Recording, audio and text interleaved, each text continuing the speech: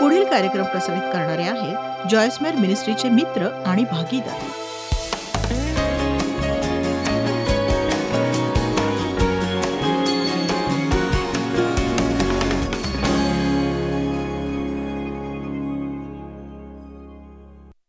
या आठवड्यात मी तुमच्यासाठी एक मालिका करतेय जिचं नाव आहे शक्तिदायी विचार.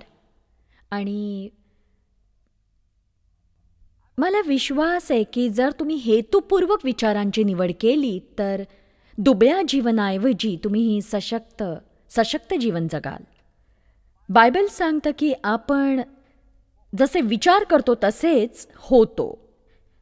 म्हणून आपल्या विचारांबाबत आपण सावध असायला हवं. 2 कोरिंथ अध्याय 10 वचन 4-5 म्हणतं, आमच्या युद्धाची शस्त्र दैहिक नाहीत तर तटबंदी जमीनदोस्त करण्यास ती देवाच्या दृष्टीने समर्थ आहेत. तर्कवितर्क आणि देवज्ञानाविरुद्ध उंच उभारलेले असे काही पाडून टाकून प्रत्येक कल्पना ख्रिस्ताधीन व्हावी म्हणून आम्ही ती बंदिवान करून नेतो. तर्कवितर्क आणि देवज्ञानाविरुद्ध उंच उभारलेले असे सर्व काही पाडून टाकून प्रत्येक कल्पना ख्रिस्ताधीन व्हावी म्हणून आम्ही ती बंदिवान करून नेतो. तर बघा, मन ही युद्धभूमी आहे. आपली शस्त्र ही ऐहिक नाहीत तर ती आध्यात्मिक आहेत, ज्यांच्याद्वारे आपण मानसिक तटबंदी तोडून टाकू शकतो. आणि ही वचनं सांगतायत की आपणास चुकीचे विचार, चुकीच्या कल्पना, सिद्धांत आणि कारणमीमांसा मनातून फेकून द्यायला हव्यात. आणि अशाही सगळ्या गोष्टी ज्या आपल्या मनाशी युद्ध करत आहेत, आपली जबाबदारी आहे ते चुकीचे विचार आपण फेकून दिले पाहिजेत. तुम्ही नकारात्मक होऊ शकत नाही. नुसती इच्छा करू नका की वाईट विचार येऊच नयेत मनात. नुसती आशा धरू नका की वाईट विचार येऊ नयेत. तुम्ही कुणीतरी येऊन जादू करेल आणि आपल्या मनातले वाईट विचार काढून टाकेल अशी आशा धरून राहू शकत नाही. फक्त सत्य काय हे तुम्ही जाणायला हवं. आणि प्रत्येक वेळी जेव्हा पवित्र आत्मा तुम्हाला सावध करेल की तुझा विचार देववचनाशी मिळता जुळता नाहीये, तेव्हा तुम्ही तसा विचार करणं थांबवायला हवं आणि तो विचार येशू ख्रिस्ताच्या विचाराशी मिळता जुळता करायलाच हवा. त्यानंतर तुम्ही चांगला विचार करणं निवडायला हवं. फक्त वाईट विचार फेकून देऊन उपयोग नाही. योग्य विचार करणं निवडायला हवं. कारण बघा, रिकामी जागा ही सैतानाची जागा असते. म्हणून तर जेव्हा अनेकदा तुम्ही रस्त्याने विचाररहित जात असता, तुम्ही खरोखरच काहीही विचार करत नसता आणि अचानक सैतान ती रिकामी जागा अनेकदा पटकवतो आणि सगळ्या प्रकारच्या घाणेरड्या विचारांनी तुमचं मन भरून टाकतो. मला विश्वास आहे की जर काळाच्या पुढे आपण योग्य विचार जर केले तर आपण मोहमायेचा सामना नक्कीच करू शकू. तुमचं मन स्थिर करा आणि उच्चस्थानी असलेल्या गोष्टींवर मन केंद्रित करा. मला खरंच हे वचन खूप खूप महत्त्वाचं वाटतं. दुसऱ्या शब्दात, तुमच्या जीवनात येणाऱ्या विविध प्रसंगांना तुम्ही कसे प्रतिसाद देणार आहात याबद्दल आधीच मनाची तुम्ही तयारी करून ठेवा. तर आता आपण ऐकले आहेत 7 शक्तिदायी विचार. आज आपण या मालिकेमधील शेवटचे 3 विचार अभ्यासणार आहोत. आणि तुम्ही त्यावर चिंतन करत असाल, म्हणजे असं की मी देवासोबतच आहे निशंकपणे, मी भीतीसमोर कधीही झुकणार नाही, मी जे करण्याची गरज आहे ते मी करू शकतोय आणि माझी वृत्ती नेहमीच आनंदी आणि सकारात्मक राहणार आहे. मी देवाची आज्ञा पाळतोय, मी भावनांवर आधारलेले निर्णय घेत नाहीये, मी खूपच उदार आहे आणि मी जे काही बोलते त्या बाबतीत मी सावध आहे. या सगळ्या गोष्टींसाठी आवश्यक मेहनत आणि हेतुपूर्वक विचार करण्यास कुणी प्रारंभ केलाय का? हात वर करा बरं जरा. ठीक आहे, खूपच छान. पण सभागृहात उपस्थितांच्या संख्येच्या मानाने कमी आहेत वर हात. मला तुमची ममा समजा.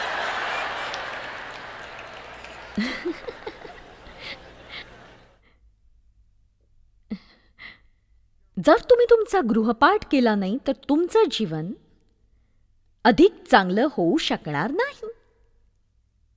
आमेन. तुम्ही काय करायला हवं हे मी तुम्हाला सांगितलंय आणि तुम्ही ते ऐकलंय, पण त्यामुळे ते चांगलं होत नाही. एका कागदावर त्या गोष्टी लिहून काढा. तो कागद आपल्या समोर समोर ठेवा आणि वाचा. मोठ्याने वाचा. त्याला फार वेळ लागणार नाही आणि नंतर तर तुम्ही कागदाशिवायही त्यावर चिंतन करू शकाल. पण आक्रमक व्हा आणि कृपया स्वतःबद्दल गर्व वाटू देऊ नका की तुम्ही जॉयस मेयरच्या चर्चासत्राला आलायत, तुम्हाला छान टी शर्ट मिळालाय, तुम्ही सीडी विकत घेतलीये, ब्ला ब्ला ब्ला ब्ला. मला तुमचं जीवन बदललेलं हवंय आणि तुम्ही विचार बदलले तर ते नक्की बदलेल. म्हणूनच 8 क्रमांकाचा विचार आहे की मला लोकांकडून जशी वर्तणुकीची अपेक्षा आहे तसंच मी लोकांना वागवेन. याचाच 25 वेळा विचार करा ना. मला लोकांनी जसं वागवायला हवं असं वाटतं तशीच मी लोकांशी वागेन. मला लोकांनी मान द्यायला हवा आहे आणि म्हणून मी लोकांना मान देऊन वागते.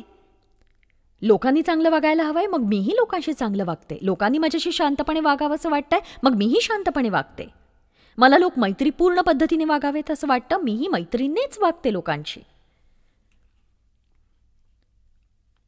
मत्तई अध्याय 7 वचन 12. याकरिता लोकांनी जसे तुम्हाबरोबर वर्तन करावे म्हणून तुमची इच्छा आहे तसेच तुम्ही त्याबरोबर वर्तन करा, कारण नियमशास्त्र व संदिष्टशास्त्र यांचे सार हेच आहे. अरुंद दरवाजाने आत जा. तो सांगतोय जर आपल्याला वचन 12 प्रमाणे वागायचंय तर वचन 13 नुसार आधी वागा. अरुंद दरवाजाने आत जा, कारण नाशाकडे जाण्याचा दरवाजा रुंद आणि मार्ग पसरट आहे आणि त्यातून आत जाणारे बहुत आहेत. पसरट मार्गावर तुम्हाला ऐहिक इच्छा पूर्ण करण्यासाठी सर्व प्रकारच्या संधी आहेत. या पसरट मार्गावर तुम्ही सगळ्या इच्छा वासना पूर्ण करून घेऊ शकता. पण बघा, हा मार्ग तुम्हाला नाशाकडे घेऊन जाणार आहे. या मार्गाने जाणारे खूप जण आहेत. तुम्हाला भरपूर जोडीदार सहकारी मिळतील. तुम्ही नेहमीच असं म्हणत राहाल की बघा ना, ते असे वागतायत, ते तसे वागतायत, ते असे करतायत, ते तसे करतायत. पण येशू हा त्या मार्गावर नाही. तो अरुंद मार्गावर आहे. इथे आपल्या इच्छा वासनांसाठी काही जागा नाही आणि त्यावरून तुम्हाला एकट्यालाच चालायचंय. पण याच मार्गावरून येशू चालतोय. म्हणून अरुंद दरवाजाने आत जा. वचन 14. जीवनाकडे जाण्याचा दरवाजा अरुंद आणि मार्ग संकोचित आहे आणि ज्यास तो सापडतो ते थोडके आहेत. ज्यास तो सापडतो ते थोडके आहेत. एक सांगू, म्हणजे माझ्या मते हे सुरक्षित आहे की या जगात लक्ष लोक आहेत जे स्वतःला ख्रिस्ती म्हणून घेतात, पण या लक्षावधी लोकांपैकी किती जण खरंच त्या मार्गावरून चालत असतात सांगा. पण मला मात्र खराखुरा प्रामाणिक सच्चा ख्रिस्ती व्हायचंय. आता या गोष्टींव्यतिरिक्तही काही गोष्टी आहेत ज्या आपण कराव्यात असं शास्त्र सांगतं. तुम्ही मला म्हणाल की जॉयस, इथे शिकण्यासारखं खूप आहे, करण्यासारखं खूप आहे, त्या बाबतीत मी गोंधळून जाते खरंच. पण इथून जाताना मी माझ्यासोबत घेऊन जाईन अशी एक गोष्ट तू देशील का की ही सगळ्यात महत्वाची गोष्ट आहे, ती तू कर? हो, मी ते करू शकते.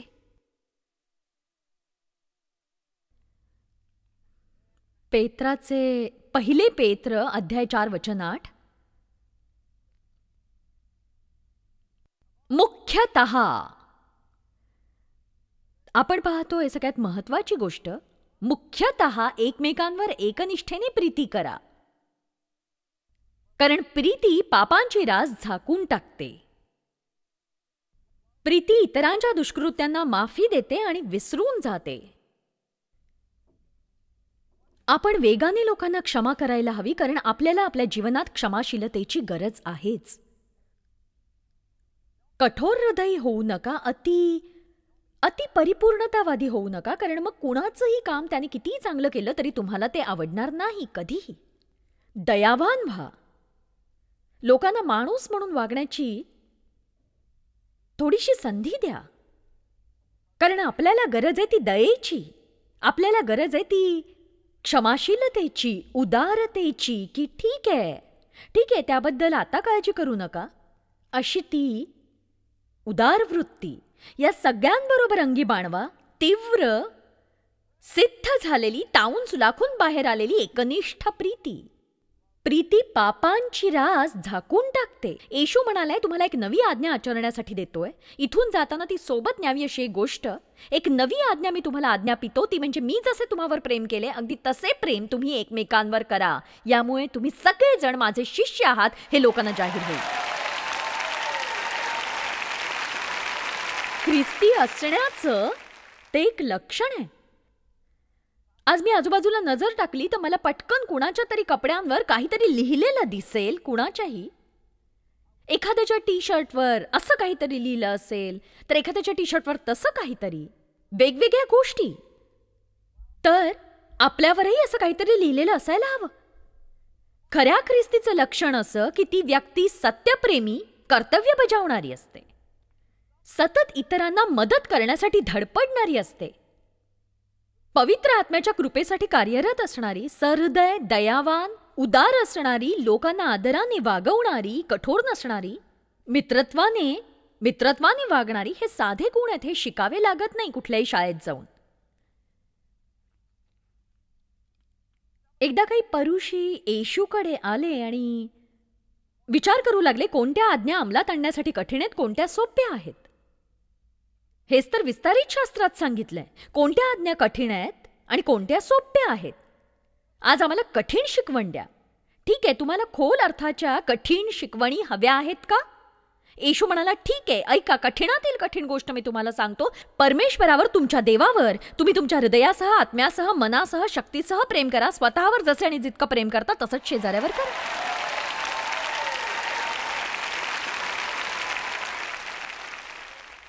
या 10 गोष्टींपैकी एक गोष्ट तुम्ही अंमलात आणली तर ही गोष्ट मनावर ठसवा, कारण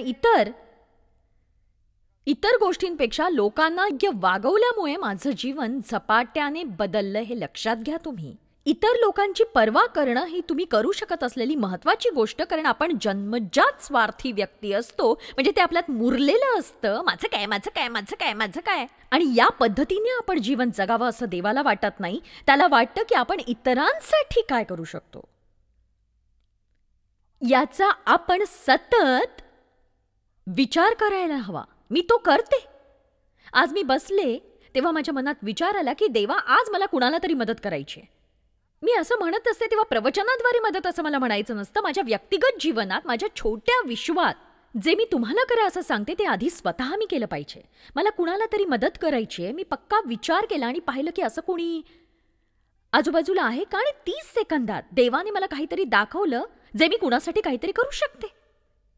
कुणासाठी तरी ज्या बाबतीत देव म्हणाला, जर तू त्या व्यक्तीला मदत केलीस ती त्याच्यासाठी मोलाची आणि प्रोत्साहन देणारी असेल, तू त्याचं कौतुक कर फक्त बस. देवाचे आभार. पण मी त्यावर विचार करत बसले. ते लगेच माझ्या डोक्यात शिरलं नाही, ते लगेच मी स्वीकारलं नाही. मला त्या प्रकारच्या विचारांचा पाठपुरावा करावा लागला. मी काय म्हणते ते कळतंय का तुम्हाला सांगा? या बाबतीत निश्चयपूर्वक विचार करा. अशी व्यक्ती होऊ नका की इतर कुणासाठी तुम्ही काही करण्यास सुरुवात करावी म्हणून तुम्हासाठी 3 देवदूतांना प्रगट व्हावं लागेल, 2 तुतारे वाजवाव्या लागतील, 4 वैयक्तिक भाकितं आणि 5 पुष्टीदायी व्याख्यानं द्यावी लागतील. असं नका करू. पण खरं देवा, तुला असं वाटतं का मी त्याला मदत करू? मला विश्वास आहे आपण लोकांना कसं वागवतो यातच प्रीती दिसते. बायबल म्हणतं आपण आपली संपत्ती वापरायला हवी आपल्या गरजा भागवण्यासाठी. तुमच्याकडे जे आहे ते वापरून गरजा भागवा. आपल्या उत्कर्ष चांगल्या हेतूने साध्य करा. संपत्तीसाठी प्रार्थना करू नका की तुम्हाला आणखी आणखी आणखी मिळेल. तर तुमच्याकडे जी संपत्ती आहे त्यातील भरपूर भाग इतरांना तुम्ही मदतीसाठी द्याल याची काळजी करा. नुसतेच दानपात्रात दान देऊन थांबू नका. तुमच्या दैनंदिन जीवनातील लोकांसाठी गोष्टी करा. असे लोक जे तुमच्यासोबत काम करतात, तुमच्या कुटुंबात जे लोक तुम्हाला आवडतात, जे आवडतही नाहीत ते सुद्धा. कधी कधी कुणासाठी काही करणं हे खरंच खूप महत्वाचं आहे. प्रीती हे स्वतःचं बलिदान असतं. प्रेमात वाटचाल करण्यासाठी तुम्हाला किंमत मोजावीच लागते आणि म्हणूनच लोक त्यांची कर्तव्य तितक्या जोमाने पार पाडत नाहीत. शास्त्र म्हणतं देवाचं प्रेम आपल्याला मर्यादेत ठेवतं, आपल्याला शिस्त लागण्यास मदत होते. आपण लोकांवर प्रेम करतो त्यामुळे काही गोष्टी त्यांना आपण दाखवून देऊ शकत नाही. आपण त्यांच्यावर प्रेम करतो म्हणून त्यांच्या चुका त्यांना आपण दाखवून देत नाही. प्रीती पापाची रास झाकून टाकते, झाकून. ती लोकांना उघडी पाडत नाही, चुका मोठ्या करून दाखवत नाही. प्रीती अशी कक्षा आहे ज्यात जगा असं येशूने सांगितलंय. ते दैवी फळ आहे, ते देवाकडून आपल्याकडे येतं. देव हा प्रेम आहे आणि प्रेम हे देवाचं वसतिस्थान आहे. किती जणांना देवाच्या अस्तित्वात चालायला आवडेल सांगा? चला बघूया 1 योहान अध्याय 4. बघा, मी देवाच्या अस्तित्वाचा जीवापाड शोध घेतलेला आहे. मी देवाच्या अस्तित्वाचा जीवापाड शोध घेतला. मी त्यावरची पुस्तकं वाचली आणि त्या बाबतीत मी खूप अभ्यासही केला. आणि कधी कधी आपण खरे आध्यात्मिक होण्याचा प्रयत्न करू शकतो, देवाच्या अस्तित्वात रममाण होण्याचा, आणि एखाद्या खोलीत स्वतःला बंद करून घेतो.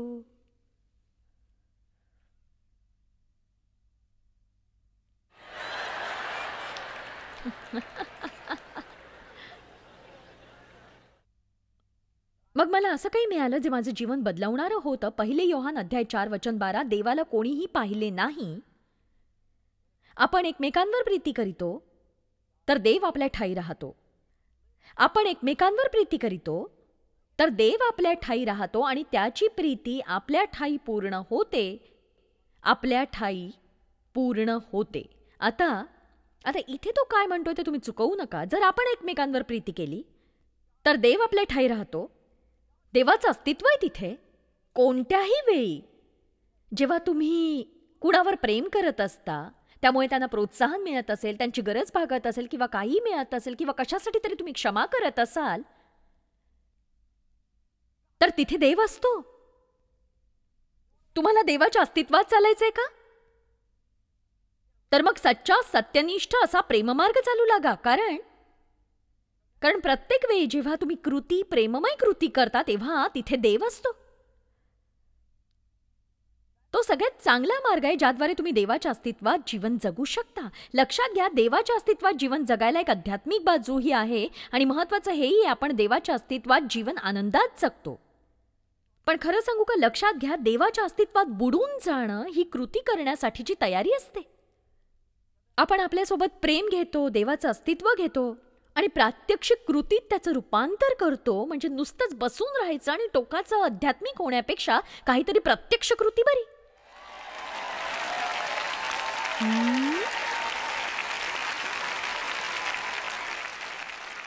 आपण आपल्या चांगल्या वर्तनाने आपल्या विश्वासात भरच घालत असतो.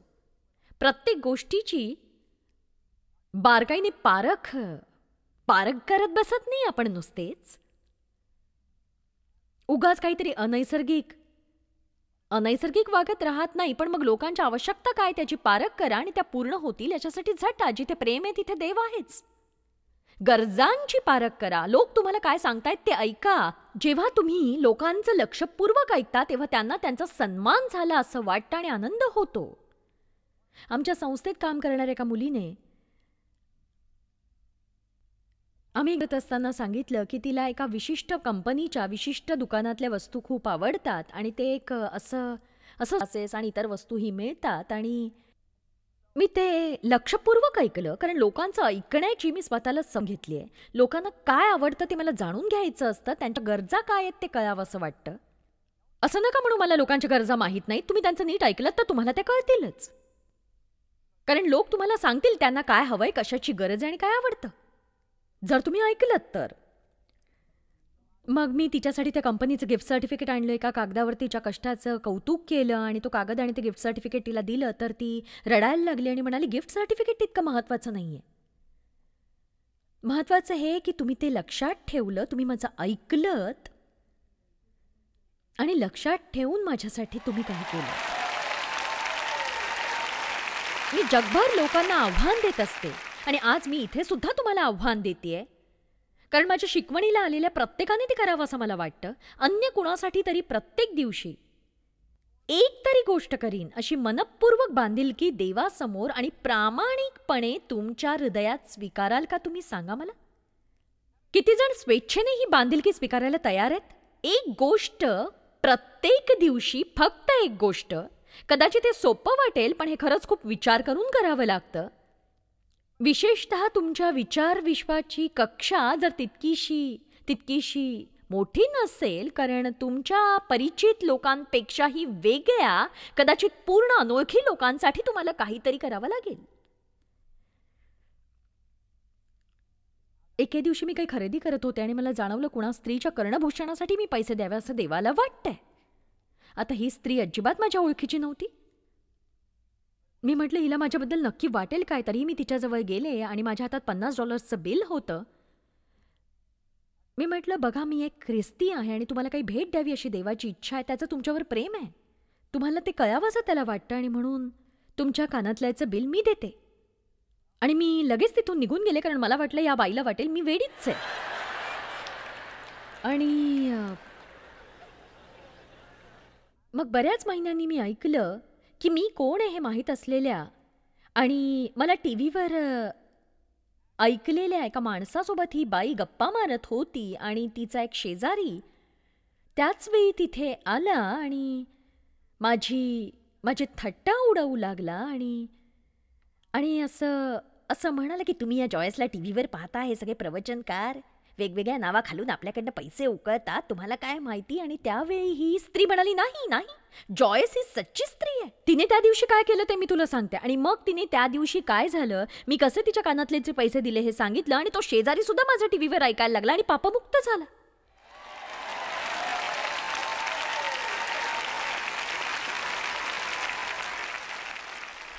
तुम्हाला मनापासून करावं असं वाटणार नाही. तुम्हाला अडचणीचं वाटेल असं काही काम करावं असं देवाने सांगितलं तर देवाची त्यामागे काही योजना आहे हे तुम्हाला कळणारही नाही.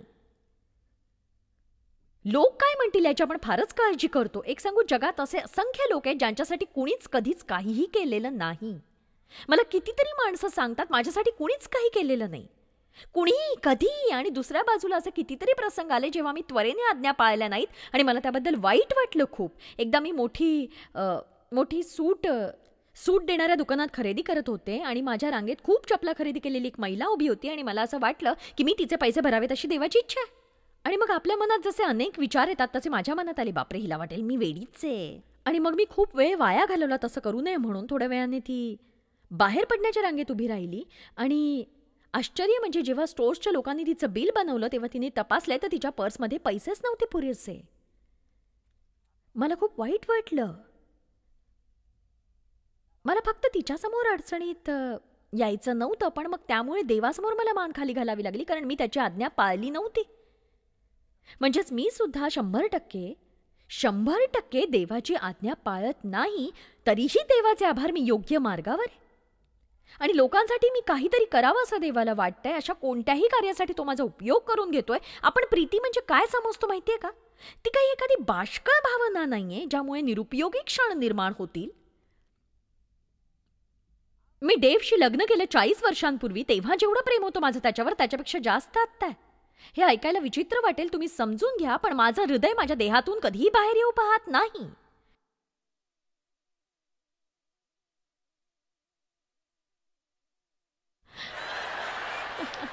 तो म्हणतोय, ओह, खरं सांगू, जेव्हा देव मला जवळ घेतो, मला मिठीत घेतो, तेव्हा ते छान असतं, आनंददायी असतं. पण माझं असं काही होत नाही. ते प्रेम नाहीये. प्रेम त्यापेक्षा खूप सखोल बाब आहे. प्रेम तुम्हाला गोष्टी करण्यासाठी बळ देतं. बऱ्याचदा आपल्याला वाटतं की फक्त येशू म्हणाला म्हणजे एखादी गोष्ट आपल्याला मिळेल आणि आपोआपच ते घडून येईल. पण बायबल म्हणतं योहान 14 त्याने आपल्यासाठी शांती ठेवली आहे, पण आपण त्या शांतीची निवड करायला हवी. आणि मी शिकले की मी माझ्या विचाराद्वारे कृतीची तयारी नक्कीच करू शकते. हे बायबलमधलं सत्य आहे, जे प्रत्येकाला उपयोगी पडतं. जिथे मन जातं तिथे माणूस जातो. देवाची स्तुती असो. जॉयस मेयर मिनिस्ट्रीज करता तुम्ही खूप मौल्यवान आहात. आम्हाला तुमचं कौतुक आहे आणि जगभरामध्ये हे सेवा कार्य शक्य करण्याकरता आम्ही आमच्या मित्रांचे आणि पार्टनर्सचे आभारी आहोत. आम्ही एकत्रितपणे भुकेल्यांना खाऊ घालतो, गरिबांना वस्त्र देतो आणि राष्ट्रांना सुवार्ता सांगतो. तुमच्या प्रार्थनेच्या विनंतीकरता आमच्याविषयी आणखी माहिती मिळवा. जॉयसच्या कॉन्फरन्सच्या तारखा पहा आणि ख्रिस्ताची प्रीती जगभरामध्ये पसरवण्याकरता आमचे सहभागी व्हा. याचा सर्व खर्च जॉयस मेयर मिनिस्ट्रीचे मित्र आणि भागीदार करत आहेत.